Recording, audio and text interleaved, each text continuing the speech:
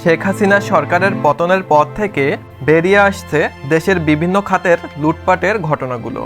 এগুলোর মধ্যে আমাদের দৈনন্দিন জীবনের অপরিহার্য একটি হলো বিদ্যুৎ খাত।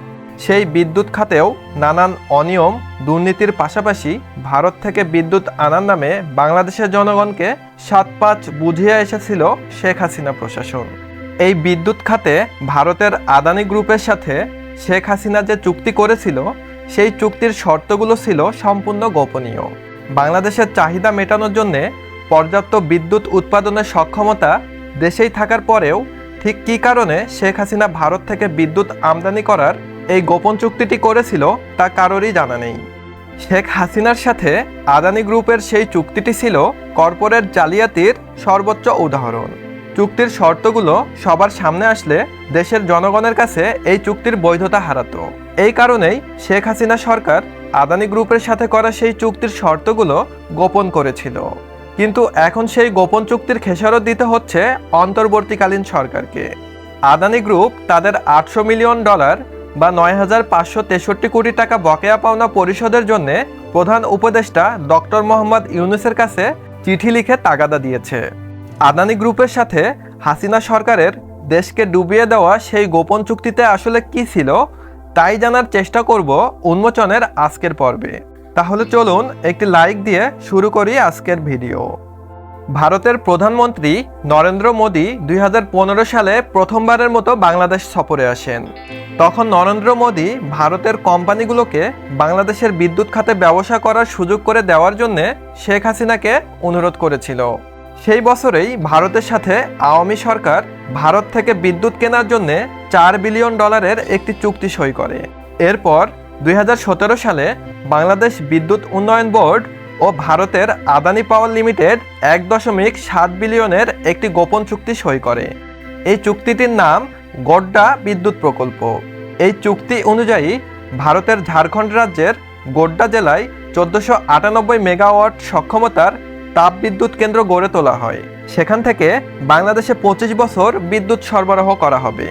এর বাইরে চুক্তির আর কোনো শর্ত বাংলাদেশের গণমাধ্যমে প্রকাশ করা হয়নি।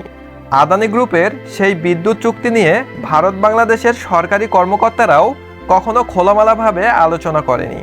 ভারতের পররাষ্ট্র মন্ত্রণালয় বলেছে, আদানির সাথে বাংলাদেশের চুক্তি একটি সার্বভৌম দেশের সাথে একটি বেসরকারি প্রতিষ্ঠানের চুক্তি। এর সঙ্গে ভারত সরকারের কোনো সম্পর্ক নেই। অন্যদিকে শেখ হাসিনার জ্বালানি বিষয়ক উপদেষ্টা তৌফিক ইলাহি ইন্ডিয়ান এনার্জি উইকে বলেছে, আদানি পাওয়ারের সাথে বাংলাদেশের চুক্তিটি গোপনীয়। গোড্ডা বিদ্যুৎ প্রকল্পের চুক্তির গোপনীয়তার কারণে ভারত বাংলাদেশের কোনো গণমাধ্যমেই এই সম্পর্কে বিস্তারিত কোনো তথ্য প্রকাশ করা হয়নি। তবে মার্কিন গণমাধ্যম ওয়াশিংটন পোস্ট হাসিনা এবং আদানির সেই গোপন চুক্তির ১৬৩ পৃষ্ঠার অতি গোপন নথি সংগ্রহ করতে সক্ষম হয়। এরপর ওয়াশিংটন পোস্ট ৩ জন জ্বালানি বিশেষজ্ঞ দিয়ে সেই চুক্তিটি বিশ্লেষণ করে একটি রিপোর্ট প্রকাশ করে। ওয়াশিংটন পোস্টের সেই রিপোর্ট থেকে জানা যায়, গোড্ডা বিদ্যুৎ কেন্দ্র উৎপাদনে যাওয়ার পর থেকে বাংলাদেশ সেখান থেকে কোনো বিদ্যুৎ ক্রয় না করলেও বাংলাদেশকে প্রতি বছর $৪০০ মিলিয়ন পরিশোধ করতে হবে। আদানি গ্রুপ এত বিপুল পরিমাণ অর্থ ক্যাপাসিটি চার্জ বাবদ বাংলাদেশের কাছ থেকে আদায় করবে। এছাড়াও গোড্ডা বিদ্যুৎ কেন্দ্রে উৎপাদিত বিদ্যুতের কমপক্ষে ৩৪% কিনতে হবে বাংলাদেশকে। আর বাংলাদেশ যদি এর কম পরিমাণে বিদ্যুৎ কেনে তবুও বাংলাদেশকে ৩৪% বিদ্যুৎ উৎপাদনের কয়লার দাম পরিশোধ করতে হবে। শুধু কয়লার দাম নয়, কয়লা পরিবহনের জাহাজ ভাড়া, বন্দর ভাড়া এবং পরিবহনের যাবতীয় খরচ বাংলাদেশকেই পরিশোধ করতে হবে। অস্ট্রেলিয়ার সিডনি ভিত্তিক জ্বালানি বিশ্লেষক টিম ব্র্যাডলি চুক্তিটি বিশ্লেষণ করে জানিয়েছেন, বিদ্যুৎ খাতের বৈশ্বিক মান অনুযায়ী আদানি গ্রুপের ক্যাপাসিটি চার্জ অনেক বেশি। তিনি আরও বলেন, বাংলাদেশের পাইকারি বাজারে বিদ্যুতের যে বাজার মূল্য এর থেকে ৫ গুণ বেশি দামে আদানির থেকে বিদ্যুৎ কিনবে বাংলাদেশ। কিন্তু এই চুক্তি দেখিয়েই বাংলাদেশ সরকার দাবি করেছিল, আদানির সাথে এই চুক্তিটি বাংলাদেশের জন্য অত্যন্ত লাভজনক। গোড্ডা বিদ্যুৎ কেন্দ্রটি যেহেতু একটি কয়লা ভিত্তিক বিদ্যুৎ কেন্দ্র, তাই চুক্তির একটি উল্লেখযোগ্য বিষয় ছিল কয়লার দাম নির্ধারণ। বাংলাদেশ সরকার দেশের বিদ্যুৎ কেন্দ্র থেকে বিদ্যুৎ কেনার ক্ষেত্রে কয়লার জন্য একটি নির্দিষ্ট পরিমাণ অর্থ প্রদান করে। আন্তর্জাতিক বাজারে কয়লার দাম বেড়ে গেলেও সরকার নির্দিষ্ট অর্থের বেশি অর্থ প্রদান করে না। কিন্তু আদানির সাথে চুক্তির ক্ষেত্রে প্রয়োজনীয় কয়লার দাম আন্তর্জাতিক বাজার অনুযায়ী চুক্তি করেছিল। শুধু তাই নয়, দেশের পায়রা বিদ্যুৎ কেন্দ্রে প্রতি ইউনিট বিদ্যুৎ উৎপাদনে সরকার 493.48 গ্রাম কয়লার দাম পরিশোধ করে থাকে। অথচ আদানি গ্রুপকে প্রতি ইউনিট বিদ্যুৎ উৎপাদনের জন্য 555.43 গ্রাম কয়লার দাম পরিশোধ করতে হবে। এতে করে বাড়তি কয়লার দাম বাবদ বছরে 6,000 কোটি টাকা বেশি নিয়ে যাবে আদানি। যদিও রাশিয়া ইউক্রেন যুদ্ধ শুরু হওয়ার পর থেকে কয়লার দাম প্রায় 3 গুণ বেড়েছে, তারপরেও আদানির কয়লা সরবরাহের জন্য খুব বেশি সমস্যা হওয়ার কথা ছিল না। কারণ ভারতের ছত্তিশগড়, ঝাড়খণ্ড এবং ওড়িশা রাজ্যে আদানি গ্রুপের বিশাল বিশাল কয়লা খনি রয়েছে। এছাড়াও ভারতের কয়লা উত্তোলনের অনুমতি দেওয়া 6টি কয়লা খনির মধ্যে 4টিরই ঠিকাদারি পেয়েছে আদানি গ্রুপ। এছাড়াও অস্ট্রেলিয়া, ইন্দোনেশিয়া ও দক্ষিণ আফ্রিকায় আদানির নিজস্ব কয়লা খনি রয়েছে। আদানি গ্রুপের ওয়েবসাইটে বলা হয়েছে তারা বছরে 9 কোটি টন কয়লা উৎপাদনে সক্ষম। গ্লোবাল এনার্জি মনিটরের তথ্য অনুযায়ী গৌতম আদানির কোম্পানি বিশ্বের সবচেয়ে বড় এবং সবচেয়ে বেশি ব্যক্তিগত কয়লা বিদ্যুৎ কেন্দ্র এবং কয়লা খনির মালিক। ভারতে এত পরিমাণ কয়লা উৎপাদনের সক্ষমতা থাকার পরেও আদানি গ্রুপ চুক্তিতে দেখিয়েছে যে তারা প্রতি বছর কমপক্ষে 70 লক্ষ টন কয়লা বিদেশ থেকে আমদানি করবে। এত বেশি পরিমাণে কয়লা বিদেশ থেকে আমদানি করলে স্বাভাবিকভাবেই তার দাম অনেক বেশি পড়বে। কিন্তু সেখানেও লাভ হবে আদানি গ্রুপের, কেননা দেশের বাইরে থেকে আমদানি করা সেই কয়লার মালিকও আদানি নিজেই। সেই সাথে যে সমুদ্র বন্দরে এগুলা খালাস করা হবে সেই সমুদ্র বন্দরের মালিকও আদানি। এখনও শেষ হয়নি, বন্দর থেকে বিদ্যুৎ কেন্দ্র পর্যন্ত কয়লার পরিবহন করার জন্য যে রেল লাইন ব্যবহার করা হবে সেটাও আদানিরই। ভারতের নিজস্ব কয়লা বা বিদেশ থেকে আমদানি করা কয়লা সবখানেই লাভবান হবে আদানি। তারপরেও আন্তর্জাতিক বাজার মূল্যের থেকেও কয়লার দাম অনেক বেশি ধরা হয়েছে। বাংলাদেশ বিদ্যুৎ বিভাগের তথ্য অনুযায়ী আদানি পাওয়ার প্রতি টন কয়লার দাম ধরেছে $400। অথচ বাংলাদেশের রামপাল ও পায়রা বিদ্যুৎ কেন্দ্রে কয়লার দাম পড়েছে প্রতি টন $250 মতো। অর্থাৎ আদানি গ্রুপকে প্রতি টন কয়লাতে 60% বেশি দাম পরিশোধ করতে হয় বাংলাদেশকে। আদানির কয়লার দাম বেশি হবার কারণে বাংলাদেশে উৎপাদন করলে যে বিদ্যুতের দাম হতো 13 থেকে 14 টাকা, আদানির কাছ থেকে সেটা 22 টাকায় কিনতে হচ্ছে। আদানির বিদ্যুতের দাম বেশি হবার অভিযোগে বাংলাদেশ যদি বিদ্যুৎ না কেনে সেক্ষেত্রে আদানিকে প্রতি বছর $400 মিলিয়ন ক্যাপাসিটি চার্জ দিতে হবে বাংলাদেশকে, বাংলাদেশি টাকায় যার মূল্য 4,781 কোটি টাকা। অর্থাৎ বাংলাদেশ যদি আদানির কাছে বিদ্যুৎ কেনা বাদও দেয় তবুও 2045 সাল পর্যন্ত প্রতি বছর প্রায় 5,000 কোটি টাকা করে আদানিকে দিয়ে যেতে হবে।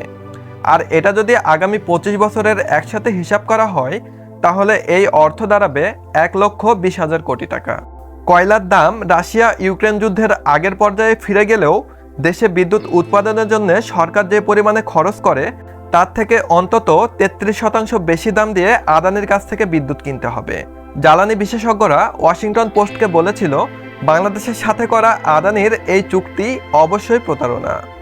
আর বাংলাদেশের পক্ষে এই চুক্তির বৈধতা দিয়ে দেশের জনগণের সাথে বিশ্বাসঘাতকতার কাজটি করেছে শেখ হাসিনার জ্বালানি বিষয়ক উপদেষ্টা তৌফিক-ই ইলাহি। আদানির সাথে বিদ্যুৎ কেনার চুক্তি করে দেশের অপূরণীয় ক্ষতি হলেও শেখ হাসিনা সরকারের মাফিয়ারা ব্যক্তিগতভাবে লাভবান হয়েছে। আদানির গোড্ডা প্রকল্পের উৎপাদিত বিদ্যুৎ 105 কিলোমিটার দীর্ঘ আদানি হাই ভোল্টেজ লাইনের মাধ্যমে বাংলাদেশের সীমান্ত পর্যন্ত নিয়ে আসা হয়। ভারত থেকে বাংলাদেশের সীমান্ত পর্যন্ত আসা এই বিদ্যুৎ পরিবহনের খরচও বহন করে বাংলাদেশ সরকার। তারপর সীমান্ত থেকে আরও 29 কিলোমিটার লাইনের মাধ্যমে বিদ্যুৎ পরিবহন করে বাংলাদেশের জাতীয় গ্রিডের সাথে সংযোগ করা হয়। 2022 সালের 16 ডিসেম্বর থেকে আদানির বিদ্যুৎ কেন্দ্র থেকে বাংলাদেশে বিদ্যুৎ আসার কথা ছিল, কিন্তু নির্ধারিত সময়ের 6 মাস পর নির্ধারিত পরিমাণের থেকেও অনেক কম বিদ্যুৎ বাংলাদেশে আসা শুরু করে। 2023 সালের আওয়ামী লীগ সরকারের তথ্য অনুযায়ী কয়লা ও গ্যাস চালিত বিদ্যুৎ কেন্দ্রগুলো থেকে দেশের সর্বোচ্চ চাহিদার তুলনায় 40% বেশি বিদ্যুৎ উৎপাদনের সক্ষমতা ছিল বাংলাদেশের। সেক্ষেত্রে ওই সময়ে আদানির বিদ্যুৎ বাংলাদেশের প্রয়োজন হওয়ারই কথা ছিল না। আদানির সাথে চুক্তির আরেকটি দুঃখজনক শর্ত হলো বিদ্যুতের দাম বাবদ অর্থ মার্কিন ডলারে পরিশোধ করতে হবে। যখন চুক্তিটি স্বাক্ষরিত হয়েছিল তখন 1 মার্কিন ডলারের মূল্য ছিল 81 টাকা, আর বর্তমানে ডলারের দাম বেড়ে প্রায় 120 টাকা হয়েছে। গোড্ডা বিদ্যুৎ প্রকল্পের শর্তগুলো শুধু বাংলাদেশের জনগণের কাছে গোপন করেই প্রতারণা করা হয়নি। আদানি গ্রুপ শর্তের কিছু কিছু বিষয় বাংলাদেশের সরকারের কাছেও গোপন করেছে। নরেন্দ্র মোদীর সাথে ঘনিষ্ঠ সম্পর্ক থাকায় গৌতম আদানি 2019 সালে গোড্ডা বিদ্যুৎ প্রকল্পের জমিকে বিশেষ অর্থনৈতিক অঞ্চল হিসেবে ঘোষণা করিয়ে নেয়। এই কারণে আদানি পাওয়ার ভারতের সব ধরনের শুল্ক ছাড় পেয়ে যায়। চুক্তি অনুযায়ী কর মওকুফের বিষয়টি 30 দিনের মধ্যে বাংলাদেশ সরকারকে জানানোর কথা ছিল, কেননা শুল্ক ছাড়ের কারণে ক্যাপাসিটি ব্যয় ও কয়লা আমদানির খরচ অনেকটাই কমে যাবে। কিন্তু আদানি পাওয়ার বিষয়টি গোপন করে গেছে। সব মিলিয়ে জ্বালানি বিশেষজ্ঞরা বলেছেন, আদানির সাথে করা বাংলাদেশের চুক্তিটি সম্পূর্ণ বৈষম্য ও প্রতারণামূলক। শেখ হাসিনা সরকারের সময়ে বাংলাদেশের রিজার্ভে বৈদেশিক মুদ্রা কমে গিয়ে বাংলাদেশ চরম আর্থিক সংকটে পড়েছিল। এজন্যই হয়তো দীর্ঘদিন আদানির পরিবহনকৃত বিদ্যুতের দাম পরিশোধ করা থেকে বিরত ছিল হাসিনা সরকার। বর্তমানে বাংলাদেশের তীব্র বিদ্যুৎ সংকটের মধ্যে আদানি পাওয়ারের বিশাল অঙ্কের দেনা পরিশোধ করার বিষয়টা বাংলাদেশের অর্থনীতির জন্য মাথা ব্যথার কারণ হয়ে দাঁড়িয়েছে। শেখ হাসিনা শুধু আদানির কাছ থেকেই নয়, ভারতের বিভিন্ন সরকারি বিদ্যুৎ সংস্থার কাছ থেকেও বিদ্যুৎ আমদানি করেছে। সব মিলিয়ে ভারতের কাছে বাংলাদেশের বকেয়ার পরিমাণ $1 বিলিয়ন ছাড়িয়ে গেছে, বাংলাদেশ টাকায় যার মূল্য 11,994 কোটি টাকা। এর মধ্যে শুধু আদানির কাছেই বকেয়া রয়েছে $800 মিলিয়ন বা 9,563 কোটি টাকা। আদানি পাওয়ার এর মধ্যেই প্রধান উপদেষ্টা ডক্টর মোহাম্মদ ইউনূসের কাছে চিঠি লিখে এই টাকা পরিশোধের জন্য তাগাদা দিয়েছে। এই বিপুল পরিমাণ অর্থ এখনোই পরিশোধ করা না হলে বাংলাদেশের বর্তমান বিদ্যুৎ সংকট আরও তীব্র আকার হওয়ার আশঙ্কা করা হচ্ছে। কারণ ইতিমধ্যেই আদানি অন্তত 500 মেগাওয়াট বিদ্যুৎ সাপ্লাই কমিয়ে দিয়েছে। ভারতের আদানি গ্রুপ বিশ্বের কাছে স্বীকৃত একটি প্রতারক প্রতিষ্ঠান। 2023 সালে মার্কিন অর্থনীতি বিশ্লেষক প্রতিষ্ঠান হিন্ডেনবার্গ রিসার্চ আদানি গ্রুপের কর্পোরেট জালিয়াতির একটি রিপোর্ট প্রকাশের পর আদানি গ্রুপ $100 বিলিয়ন সম্পদ হারিয়েছে। অতীতেও কয়লা খনির কারণে অস্ট্রেলিয়ার জনগণ আদানির বিরুদ্ধে বিক্ষোভ করেছে। সাম্প্রতিক সময়ে কেনিয়াতেও বিমানবন্দর কেলেঙ্কারিতে আদানি গ্রুপ গোটা বিশ্বে নিন্দিত হয়েছে। সেই আদানির সাথেই হাসিনা সরকার দেশের জনগণের কাছে তথ্য গোপন করে বাংলাদেশের থেকে বেশি দামে বিদ্যুৎ আমদানি করার অন্যায্য চুক্তি করেছিল। বাংলাদেশের জনগণের কাছে গোপন করে এমন চুক্তি স্বাক্ষরিত করা প্রকৃতপক্ষে দেশ বিক্রি করে দেওয়ারই সমতুল্য।